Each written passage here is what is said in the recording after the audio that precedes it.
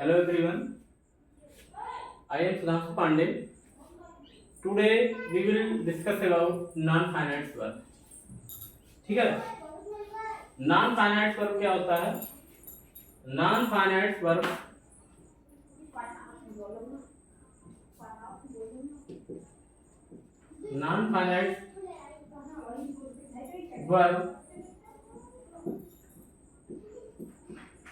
ऐसी क्रियाएं हैं,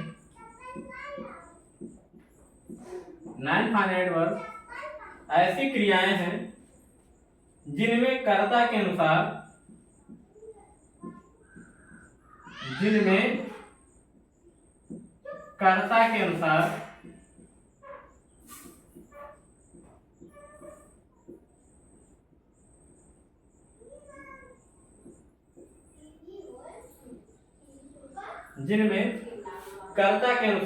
परिवर्तन की आवश्यकता नहीं पड़ती।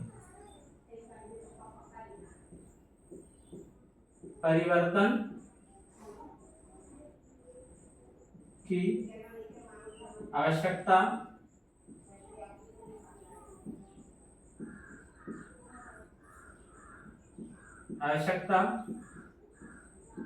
नहीं पड़ती।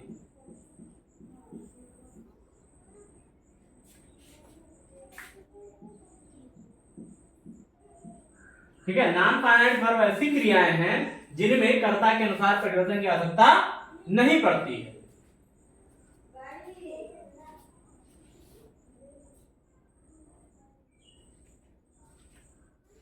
क्या है? नॉन फाइनाइट वर्ब ऐसी क्रियाएं हैं जिनमें कर्ता के अनुसार परिवर्तन की आवश्यकता नहीं पड़ती। यह तीन प्रकार की होती है। यह तीन प्रकार की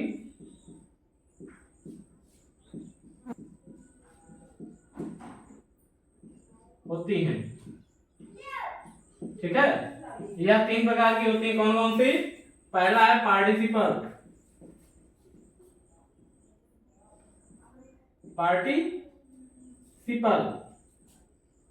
दूसरा है इन्फिनिटिव,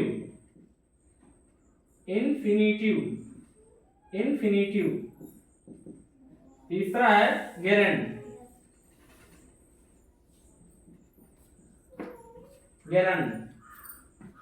ठीक है, तीन प्रकार की होती है या तीन प्रकार का होता है। कौन? Non finite verb. कौन कौन से? पार्टिसिपल, इन्फिनिटिव और गेरेंड।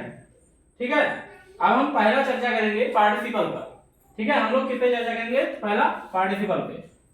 ठीक है, पहले समझते हैं पार्टिसिपल क्या होता है।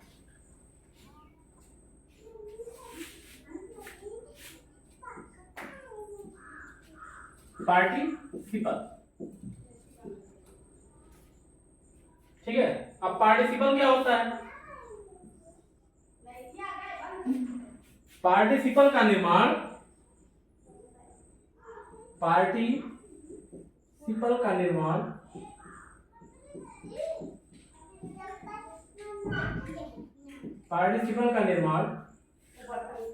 वर्ब से होता है, क्रिया से होता है, वर्ब से होता है। पार्टिसिपल का निर्माण वर्ब से होता है। यह वर्ब के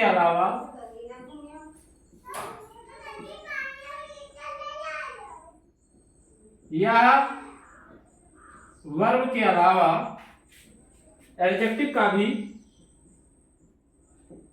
एडजेक्टिव मीन्स विशेषण, एडजेक्टिव का भी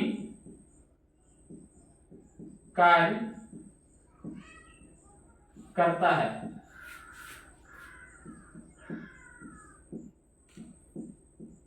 ठीक है, पार्टिसिपल का निर्माण क्रिया से होता है, वर्ब से होता है।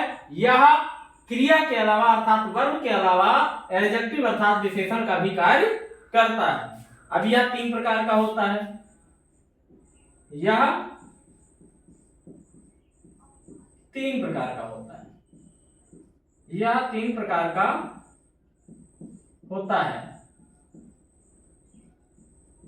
ठीक है, इसमें पहला है आपका प्रेजेंट पार्टिसिपल। प्रेजेंट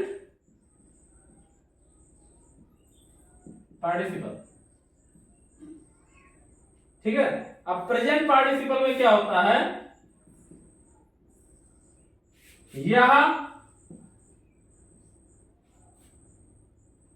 वर्ब के फर्स्ट फॉर्म में, वर्ब के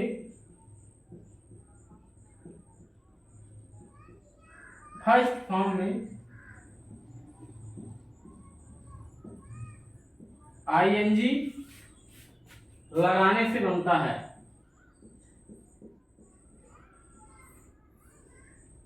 या वर्ब के फर्स्ट फॉर्म में आईएनजी लगाने से बनता है।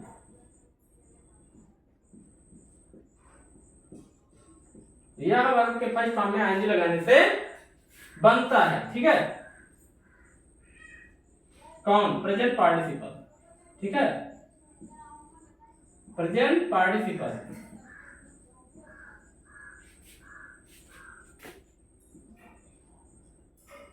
First form of the verb.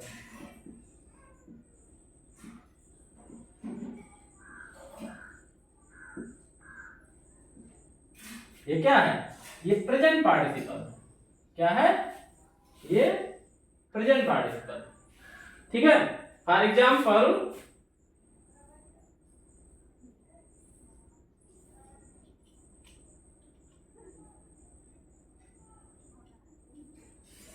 Turning to the right, turning to the right,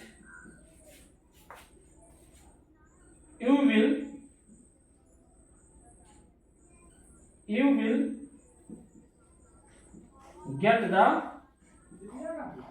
post office।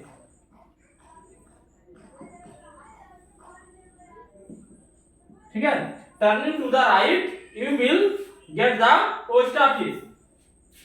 अर्थात कहने का मतलब क्या है कि दाहिने मुड़ने पर आपको डाकघर मिलेगा। दाहिने मुड़ने पर आपको डाकघर मिलेगा। अब देखो यहां टर्न, टर्न प्लस आईएनजी, ये क्या है, टर्न क्या है, ये वर्ब है, verb first form, verb first form है। ठीक है, इसमें आईएनजी लग गया।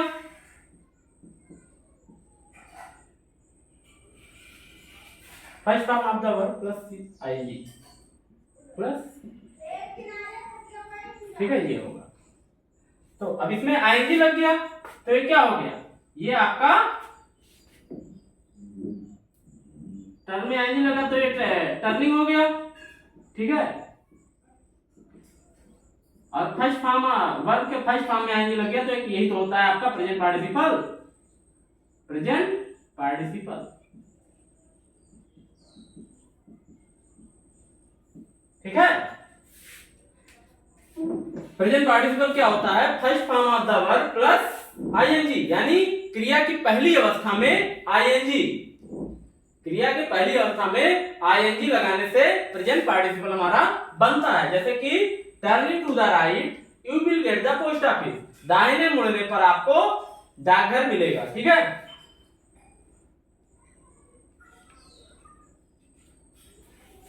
दूसरा है पास्ट पार्टिसिपल। सेकंड हम लोग चर्चा करेंगे past participle.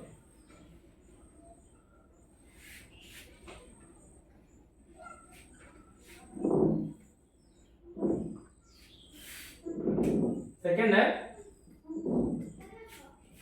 Past participle.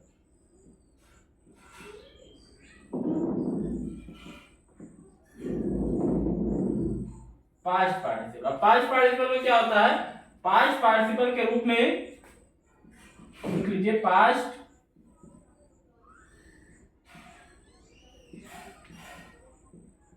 Participle के रूप में, पास्ट पार्टिसिपल के रूप में क्रिया के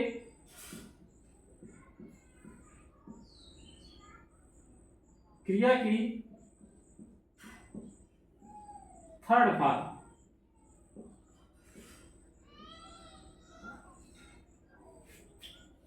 थर्ड फॉर्म का प्रयोग किया जाता है, का प्रयोग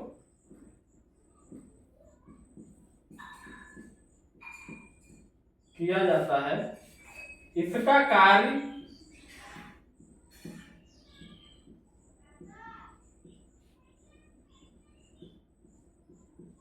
नाउन या प्रोनाउन की,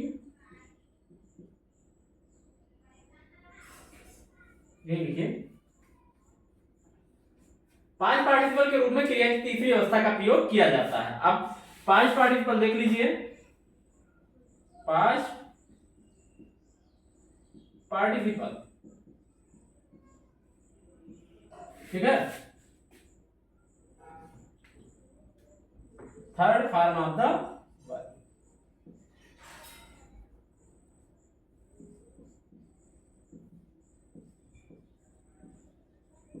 third form of the verb,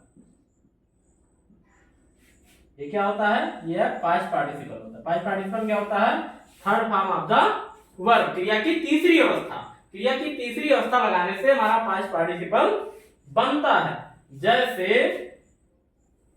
example है,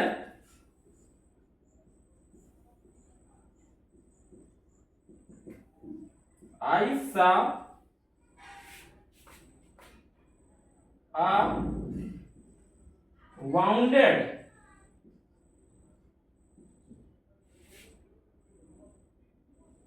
snake on the way. I saw a wounded snake on the way. मैंने एक घायल सांप रास्ते पर देखा। मैंने एक घायल सांप रास्ते में देखा। अब देखो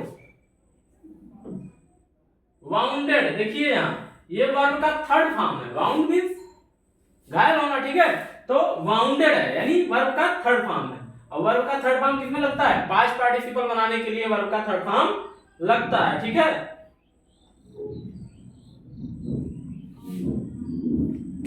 आगे समझेंगे परफेक्ट पार्टिसिपल। तीसरा है हमारा परफेक्ट पार्टिसिपल।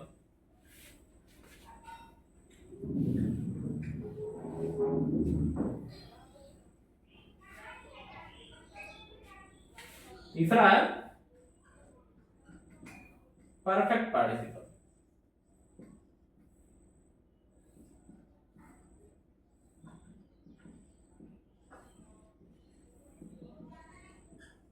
परफेक्ट पार्टिसिपल क्या होता है, परफेक्ट पार्टिसिपल हैविंग के साथ, परफेक्ट पार्टिसिपल हैविंग के साथ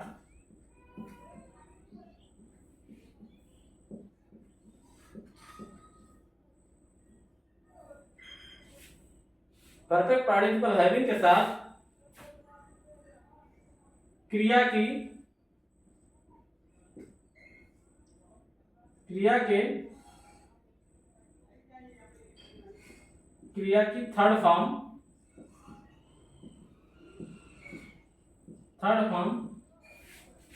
का प्रयोग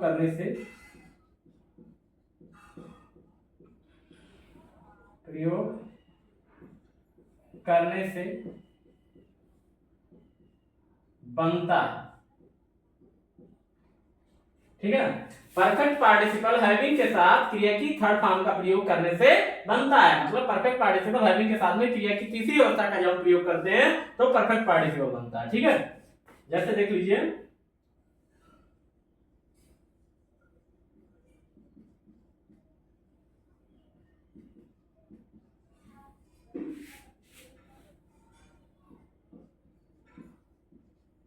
having plus third form of the verb, third form of the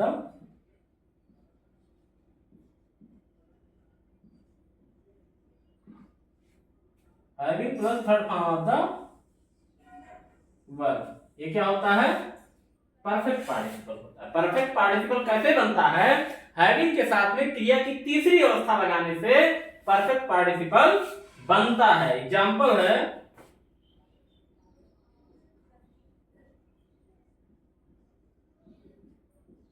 having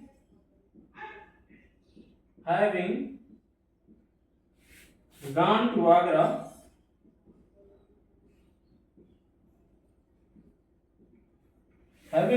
Agra, he saw the Taj Mahal.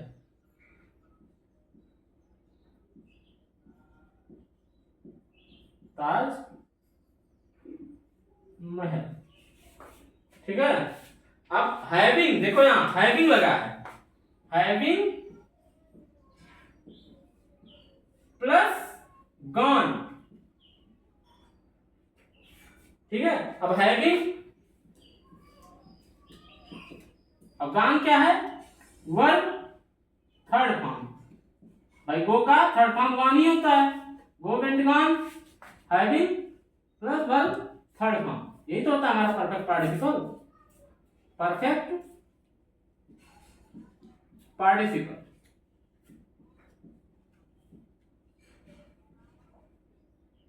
ठीक है, having gone to Agra, Agra जाकर ही सादा ताज, उसने ताजमहल देखा, आगरा जाकर उसने ताजमहल देखा, ठीक है। तो having plus verb third form क्या बनता है, परफेक्ट पार्टिसिपल।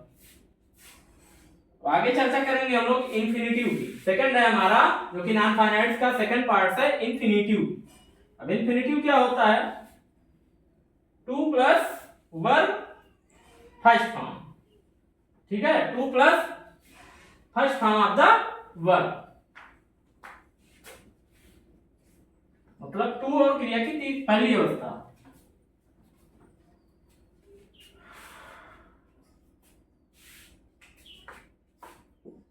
इंफिनिटिव, इंफिनिटिव, ठीक है। इंफिनिटिव क्या होता है,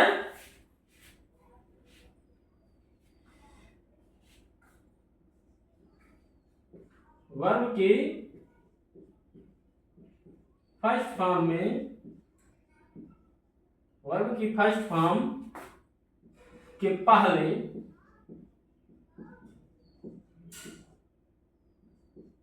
टू लगा देने से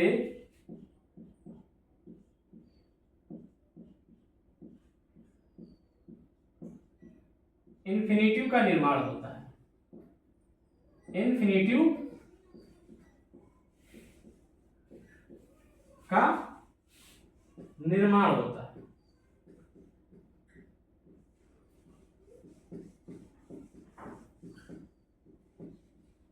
ठीक है। इंफिनिटिव क्या होता है, infinitive two plus first form of the verb,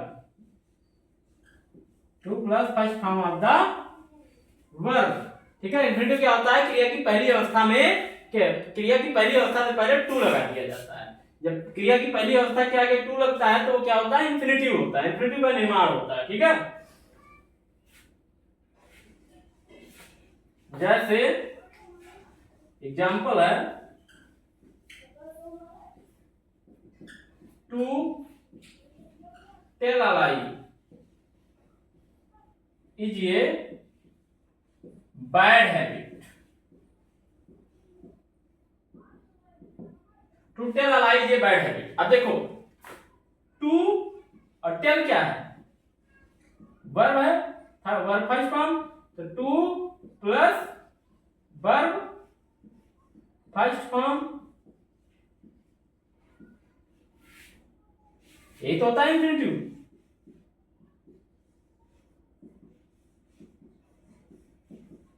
ठीक है। तो to tell a lie, to tell a lie is a bad habit, झूठ बोलना एक बुरी आदत है, ठीक है। तो टू क्रिया की पहली अवस्था टेल है, ठीक है। टेल के पहले क्या लगा है, टू, तो ये क्या है, इंफिनिटिव का प्रयोग हुआ है, यहाँ पर क्या है, इंफिनिटिव का प्रयोग हुआ है। तो to tell a lie is a bad habit, झूठ बोलना एक बुरी आदत है।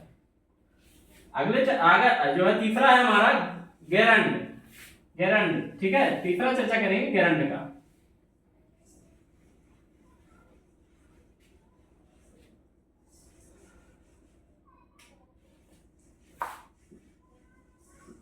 नॉन फाइनाइट का थर्ड पार्ट है गेरेंड। ठीक है, गेरेंड क्या होता है, तो लिखिए गेरेंड क्रिया की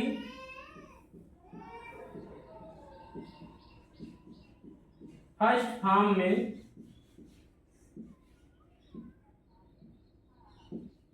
आईएनजी लगाने से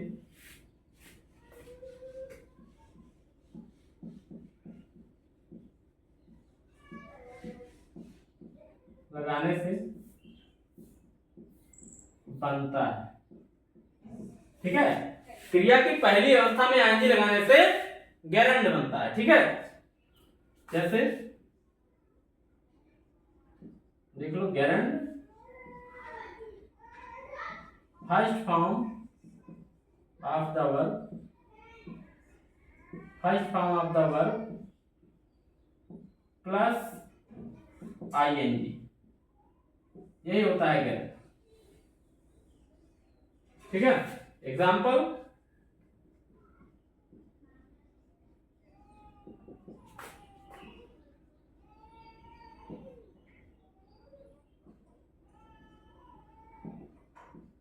स्विमिंग इज ए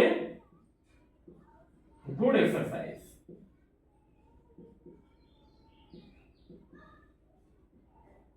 ठीक है, swimming is a good exercise, तैरना एक अच्छा व्यायाम है। अब देखो, स्विम प्लस आईएनजी बराबर स्विमिंग हो गया। ठीक है, तो स्विम क्या है, ये वर्ब फर्स्ट फॉर्म है। क्या है, वर्ब फर्स्ट फॉर्म। अब वर्ब फर्स्ट फॉर्म में आईएनजी लगा है, तो ये क्या होगा, यही तो आपका गेरेंड होता है। ठीक है, तो swimming is a good exercise, इसमें स्विमिंग क्या है, गेरेंड है। ठीक है, और कर्ता के स्थान में प्रयोग हुआ है, तो swimming is a good exercise, तैरना एक अच्छा व्यायाम है। आगे अब यहीं पे जो है आपका वर्ब समाप्त होता है। आगे हम लोग चर्चा करेंगे एडवर्ब।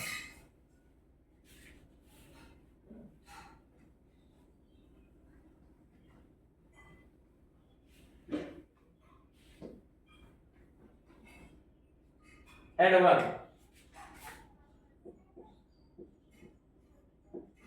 एडवर्ब मीन्स क्रिया विशेषण। क्रिया विशेषण,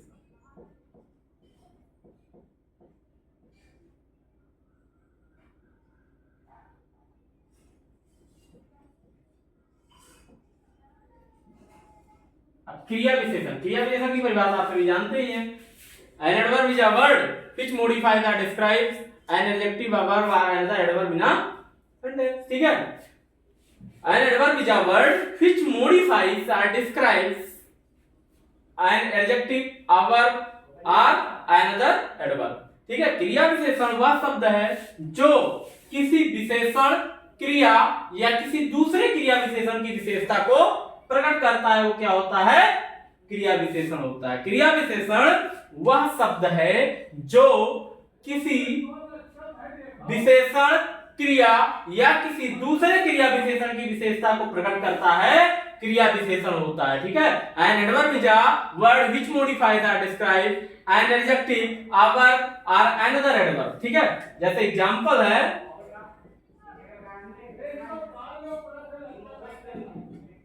परिभाषा जो है हम पहले लेक्चर में बता चुके हैं।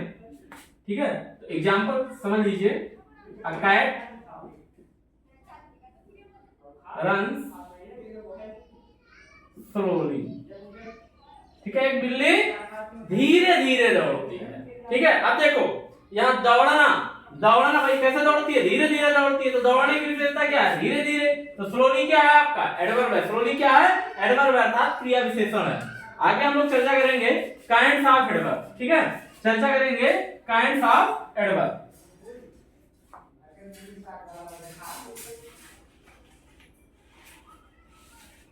चर्चा करेंगे kinds of adverb. Kinds of adverb means क्या है, क्रिया विशेषण के भेद। तो पहला भेद है टाइम, एडवर्ब ऑफ टाइम। पहला क्या है, एडवर्ब ऑफ टाइम। तो एडवर्ब ऑफ टाइम क्या है, इसमें टाइम का बोध कराता है, किसका, टाइम का बोध कराता है, समय का बोध कराता है। ठीक है, जैसे एग्जांपल है, एग्जांपल से समझेंगे। Have you read this novel, have you read this novel before, have you read this novel before, क्या आप यह उपन्यास पहले पढ़ चुके हैं, क्या आप यह उपन्यास पहले पढ़ चुके हैं। देखो पहले समय बता रहा ना, क्या आप यह उपन्यास पहले पढ़ चुके हैं, समय पूछ रहा है ना। तो ये बिफोर क्या है, ये एडवर्ब ऑफ टाइम है। ये क्या है, ये किसको डिनोट कर रहा है, एडवर्ब ऑफ टाइम। ये बिफोर क्या है, एडवर्ब ऑफ टाइम है। ठीक है, सेकंड हम लोग चर्चा करेंगे एडवर्ब ऑफ प्लेस और डायरेक्शन। ठीक है, एडवर्ब ऑफ प्लेस या फिर डायरेक्शन।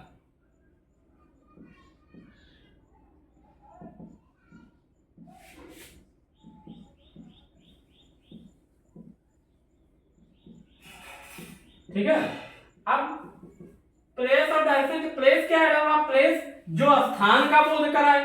ठीक है, जो स्थान का बोध कराए, शब्द के जिस रूप से स्थान का बोध हो। ठीक है, तो वो क्या होता है, वो क्रिया विशेषण होता है, एडवर्ब होता है। ठीक है, तो पहला इसमें एग्जांपल देख लेते हैं। एग्जांपल क्या है, यू में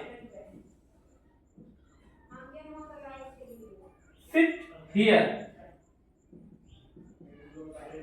अब यू में सिट हियर, आप यहां बैठ सकते हैं। अब यहां क्या, ये यहां एक स्थान है ना, यहां क्या है, यहां स्थान को डिनोट कर रहा है। ठीक है, तो हियर क्या है, ये आपका एडवर्ब ऑफ प्लेस है। ये क्या है, एडवर्ब ऑफ प्लेस है। हियर क्या है, हियर स्थान को दर्शाता है। तो ये क्या है, एडवर्ब ऑफ प्लेस है। ठीक है, आप यहां बैठ सकते हैं। ठीक है, थर्ड है हमारा adverb of manner.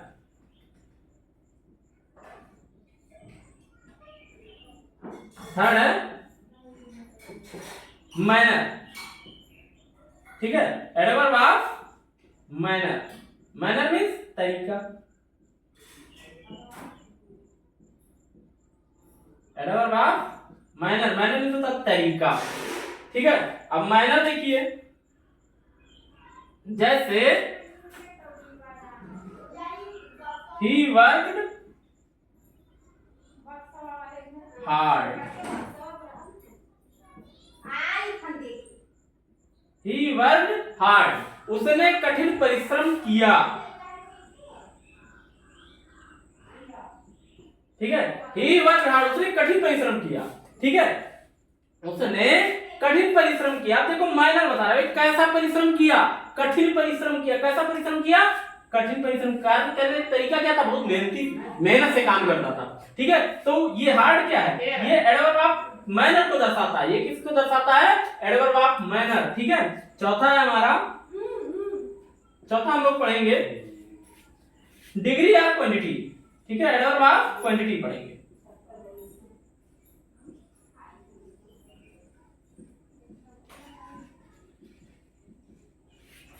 Adverb of quantity,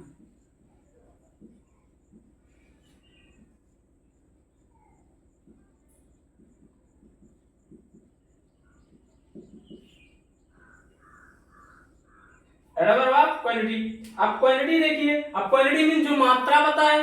ठीक है, जो मात्रा बताए, परिमाण बताए, जो परिमाण का बोध कराए, मात्रा का बोध कराए, वो क्या होता है, क्वांटिटी होता है, एडवर्ब ऑफ क्वांटिटी होता है। ठीक है, जैसे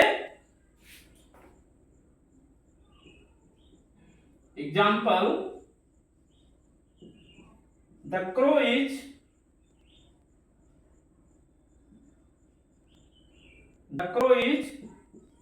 very clever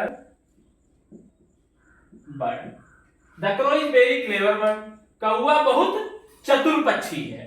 अब देखो, अब बहुत चतुर है, कितना चतुर है, बहुत चतुर है। कौवा क्या है? बहुत चतुर, बहुत ज्यादा चतुर है। ठीक है, तो ये क्या है? वेरी क्या है?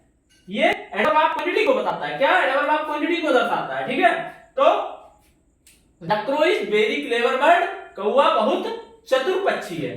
ठीक, आगे हम लोग चर्चा करेंगे एडवर्ब ऑफ नंबर। ठीक है, पांचवा है हमारा एडवर्ब ऑफ नंबर।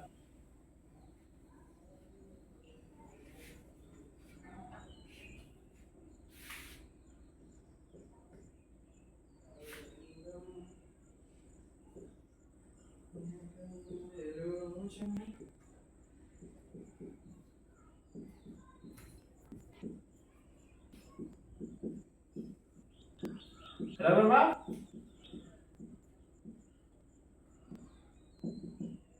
अब जो संख्या बताए।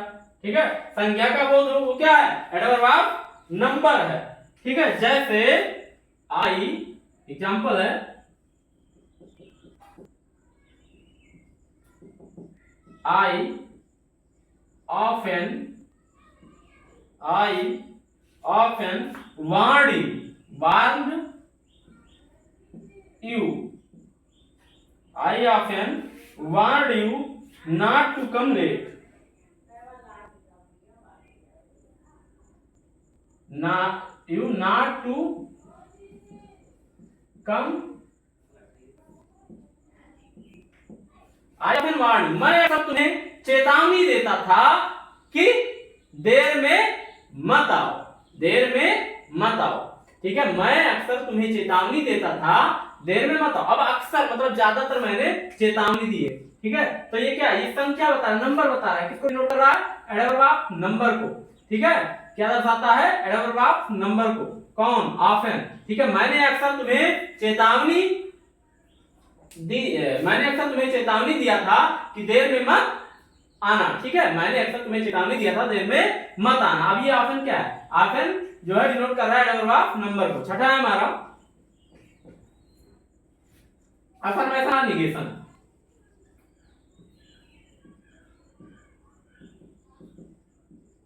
अफर्मेशन और negation.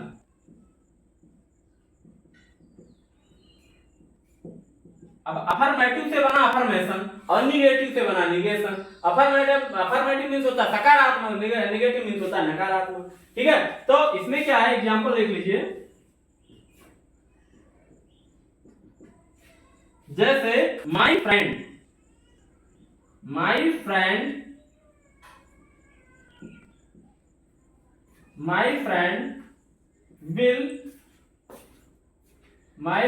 will certainly help me। My friend will certainly help me। मेरा मित्र निश्चित ही मेरी मदद करेगा। मेरा मित्र निश्चित ही मेरी मदद करेगा।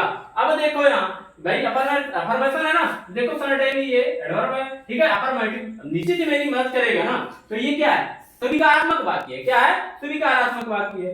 ठीक है, दूसरा देख लीजिए, स्वीकारात्मक दर्शाता है ना ये क्या है? कौन सा काइंड है? ये जो है अफर्मेशन। ये क्या किसको दर्शाता है? अफर्मेशन को। ठीक है, मेरा मित्र निश्चित ही मेरी मदद करेगा, इसमें सर्टेनली क्या है? अफर्मेशन है। ठीक है, दूसरा है हमारा निगेशन। अब यही निगेशन हो जाए, जैसे मोहन डज नॉट ईट मी। ठीक है, Mohan does not eat, Mohan खाना नहीं खाता है। अब देखो नहीं आ गया, तो नेगेटिव क्या था? नकारात्मक, मतलब नहीं खाता। ये क्या है? यही निगेशन है। ये क्या है? ये निगेशन है। मोहन डज नॉट ईट मील, मोहन खाना नहीं खाता। ये क्या? निगेशन को दर्शाता है। ठीक है, सातवां है हमारा नेक्स्ट, सातवां है reason. Purpose, consequence. Reason, purpose और कॉन्सिक्वेंस। रीजन मींस होता है कारण और पर्पज मींस होता है उद्देश्य, कॉन्सिक्वेंस मींस होता है परिणाम। ठीक है, मतलब जो कारण, उद्देश्य और परिणाम को दर्शाए। ठीक है, वो क्या है? वो रीजन, पर्पज और adverb of reason, adverb of purpose और एडवर्ब ऑफ कॉन्सिक्वेंस। ठीक है, तो अब इसमें देखते हैं, जैसे एग्जांपल है, एग्जांपल से समझते हैं। You were absent, you were absent, you were absent yesterday, आप कल अनुपस्थित थे। you were absent yesterday, आप कल अनुपस्थित थे। so you missed the lecture, so you missed the lecture, lecture means का व्याख्यान, ठीक है। so you missed the lecture, आप कल अनुपस्थित थे इसलिए आप व्याख्यान से चूक गए, ठीक है। आप कल उपस्थित थे, देखो कारण क्या है भाई, व्याख्यान से क्यों चूके, क्योंकि आप कल अनुपस्थित थे, ठीक है भाई। देखो एब्सेंट हुए तो फिर परिणाम आया भाई, जब एब्सेंट हुए, ठीक है, मतलब अनुपस्थित हुए तो रिजल्ट क्या आएगा, आप जो है आपने व्याख्यान छोड़ दिया, ठीक है, व्याख्यान से आप चूक गए। आप कल अनुपस्थित थे इसलिए आप व्याख्यान से चूक गए, ठीक है। तो ये पहला रीजन है। दूसरा क्या परिणाम बता रहा है भाई, जब देखो कोई कारण होगा, कारण क्या था, कारण ये था कि आप कल अनुपस्थित थे, रिजल्ट क्या आया, आप व्याख्यान से चूक गए। आप कल अनुपस्थित थे इसलिए आप व्याख्यान से चूक गए, ठीक है।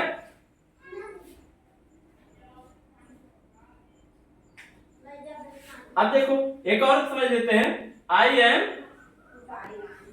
इल, मैं बीमार हूं, मैं बीमार हूं, hence I can not attend,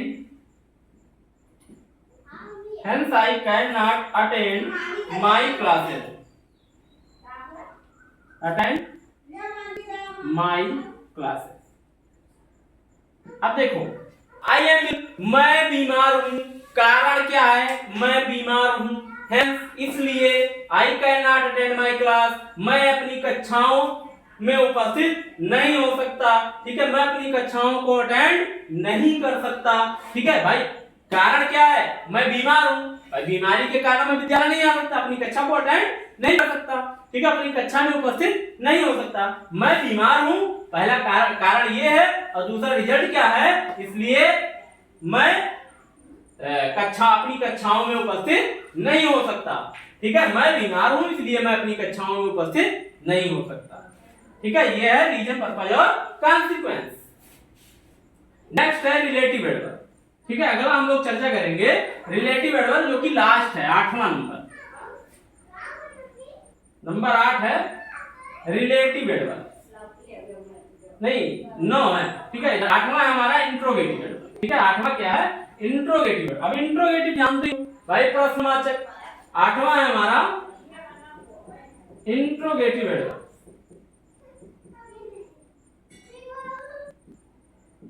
प्रश्नवाचक क्रिया विशेषण, ठीक है। ये क्या होता है, आज जो प्रश्न का बोध कराए, तो प्रश्न पूछे, ठीक है, जैसे how are you, how are you, आप कैसे हैं, आप कैसे हैं। अब इसमें हाउ क्या है, ये इंट्रोगेटिव एडवर्ब है, क्या है, इंट्रोगेटिव एडवर्ब है। आप कैसे हैं, हाउ क्या है, ये इंट्रोगेटिव एडवर्ब है, ठीक है। Where does he live, where does he live, ठीक है, वह कहां रहता है, वह कहां रहता है। देखो वह क्या है, ये इंट्रोगेटिव एडवर्ब है, प्रश्नवाचक क्रिया विशेषण है, ठीक है। वह कहां रहता है, ये क्या है, इंट्रोगेटिव एडवर्ब है, ठीक है।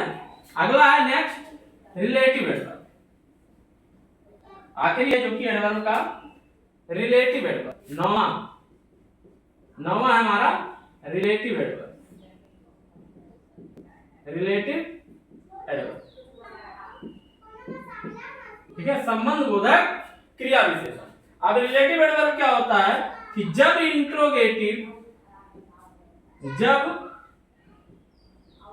इंट्रोगेटिव, जब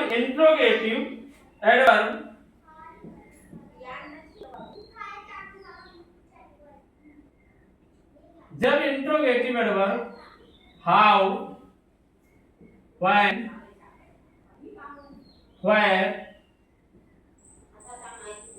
why, etc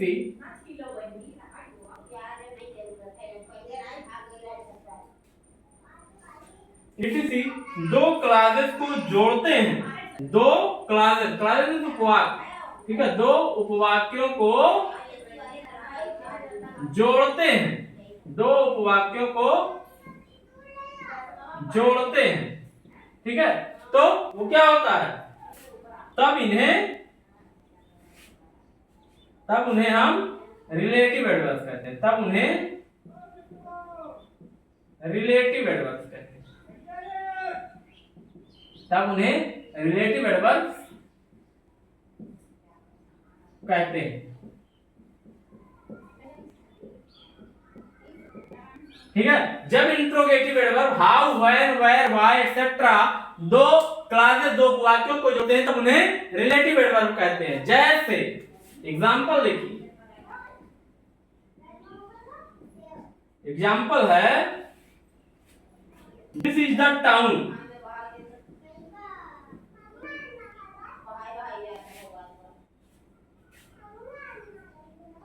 this is the town where I was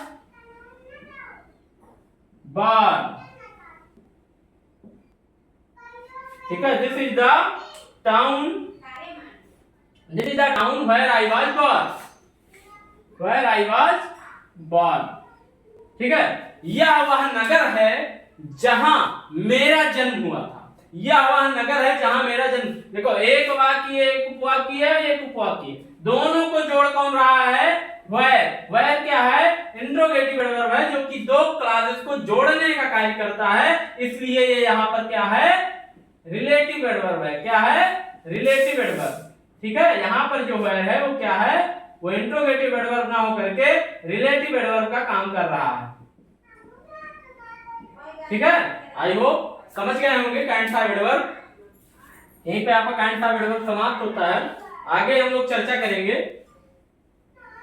degree of comparison, जैसा कि हमने बताया है एडजेक्टिव में कि 3 डिग्री होती है, उसी प्रकार से एडवर्ब में भी तीन ही डिग्री होती है, positive degree, comparative degree and superlative degree. अब पॉजिटिव डिग्री क्या होता है कि जब एडजेक्टिव की मूल अवस्था, विशेषण की जो मूल अवस्था होती है वो क्या होती है, पॉजिटिव डिग्री।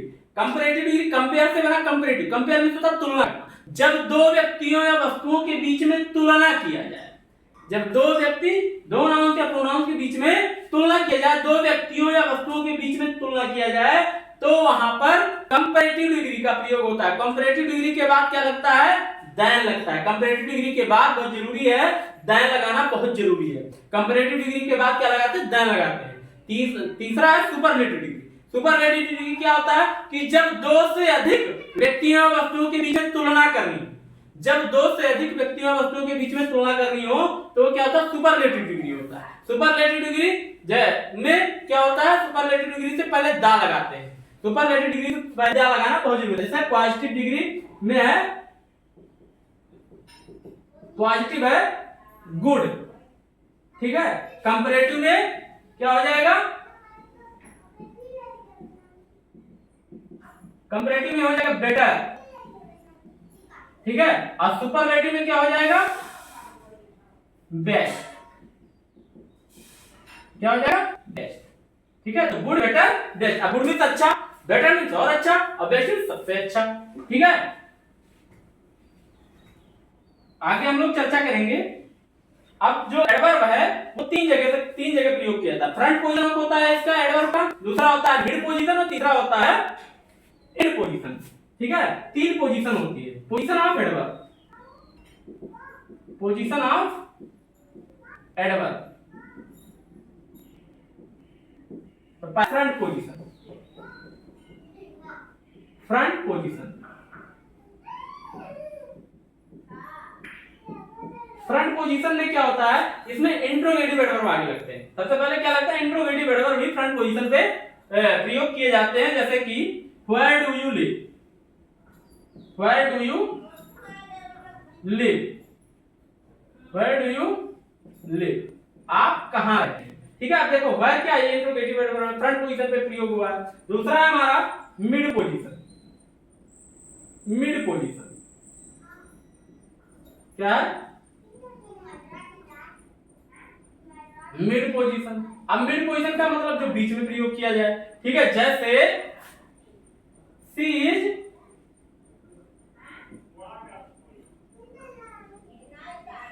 Very clever. अब देखो यहां सी इज वेरी क्लेवर, ये देखो बीच में एडवर्ब है नहीं, वह बहुत चतुर है। ठीक है, वह बहुत, अब विशेषण की विशेषता बता रहा है। ठीक है, तो ये क्या है, वह बहुत चतुर है। वेरी देखो मिड पोजीशन है, बीच में प्रयोग हुआ है। ठीक है, और तीसरा है हमारा इंड पोजीशन। ठीक है, क्या है, इंड पोजीशन। अब विशेषण जो है वो इंड में भी प्रयोग होता है। ठीक है, इंड पोजीशन। इंड पोजीशन में एग्जांपल देख लीजिए, सब एग्जांपल ही है। ठीक है,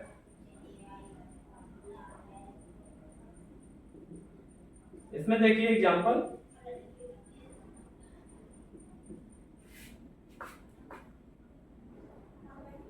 I entered the house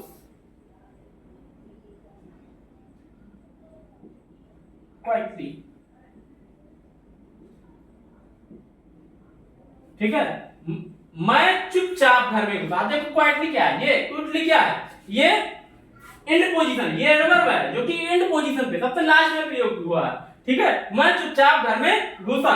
ठीक है, और एक और उदाहरण देख लीजिए, she is not here, she is not here, वह यहाँ नहीं है। देखो हियर क्या है, ये एडवर्ब है जो कि एंड पोजीशन मतलब लास्ट में प्रयोग हुआ है। ठीक है, तो क्रिया विशेषण को हम, क्रिया विशेषण जो है वो फ्रंट पोजीशन पे भी होता है और मिड पोजीशन पे भी हो सकता है और एंड पोजीशन पे भी हो सकता है। यहीं पे हमारा एडवर्ब का टॉपिक समाप्त होता है। आई होप आप लोग समझ गए होंगे और आशा है कि वीडियो को अंत तक देखेंगे, लाइक करेंगे, जैसा भी वीडियो हमारा लगे प्रतिक्रिया जरूर दें। धन्यवाद।